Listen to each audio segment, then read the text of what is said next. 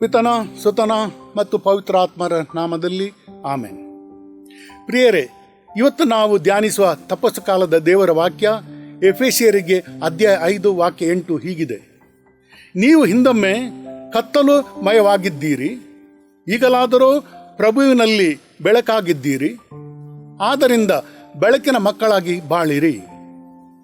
ಪ್ರಿಯರೇ, ಕತ್ತಲೆ ಒಂದು ಪಾಪಮಯ ಜೀವನವನ್ನು ಬಿಂಬಿಸುತ್ತದೆ, ಬೆಳಕು ಒಂದು ಪವಿತ್ರ ಜೀವನವನ್ನು ಬಿಂಬಿಸುತ್ತದೆ.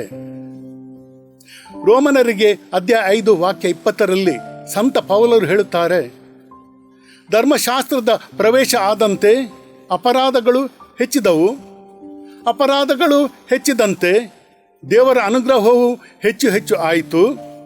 ಹೀಗೆ ಪಾಪವು ಮರಣದ ಮೂಲಕ ಆಳ್ವಿಕೆ ನಡೆಸಿದಂತೆ ದೈವಾನುಗ್ರಹವು ನಮ್ಮ ಪ್ರಭು ಯೇಸು ಕ್ರಿಸ್ತರ ಮುಖಾಂತರ ನಮ್ಮನ್ನು ದೇವರೊಡನೆ ಸತ್ಸಂಗದಲ್ಲಿರಿಸಿ ಅಮರ ಜೀವದತ್ತ ಒಯ್ದು ಆಳ್ವಿಕೆ ನಡೆಸುತ್ತದೆ.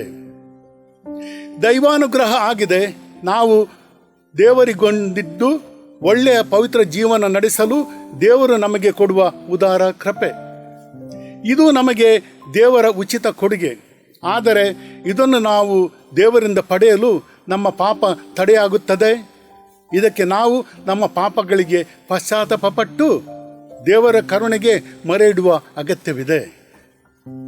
2 ಕೊರಿಂಥ ಅಧ್ಯಾಯ 5 ವಾಕ್ಯ 20ರಲ್ಲಿ ಸಂತ ಪೌಲರು ಹೀಗೆ ಹೇಳುತ್ತಾರೆ, ಅದರಿಂದಲೇ ನಾವು ಕ್ರಿಸ್ತ ಯೇಸುವಿನ ರಾಯಭಾರಿಗಳು, ದೇವರೇ ನಮ್ಮ ಮುಖಾಂತರ ಕರೆ ನೀಡುತ್ತಿದ್ದಾರೆ, ಅವರೊಡನೆ ಸಂಧಾನ ಮಾಡಿಕೊಳ್ಳಿರೆಂದು ಕ್ರಿಸ್ತ ಯೇಸುವಿನ ಹೆಸರಿನಲ್ಲಿ ನಾವು ನಿಮ್ಮನ್ನು ವಿಜ್ಞಾಪಿಸುತ್ತೇವೆ.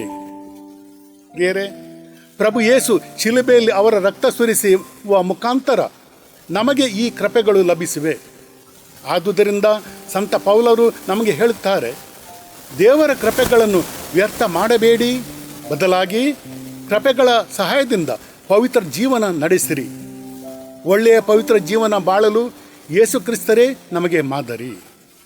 ನಾವು ಪಾಪದ ಜೀವನವನ್ನು ತ್ಯಜಿಸಿ ಈ ತಪಸ್ಸು ಕಾಲದಲ್ಲಿ ಒಳ್ಳೆಯ ಪಾಪದ ನಿವೇದನೆ ಮಾಡಿ ದೇವರ ಕೃಪೆಯ ಸಹಾಯದಿಂದ ಪವಿತ್ರ ಜೀವನ ನಡೆಸಲು ಎಲ್ಲ ಪ್ರಯತ್ನ ಮಾಡೋಣ. ಆಮೇನ್.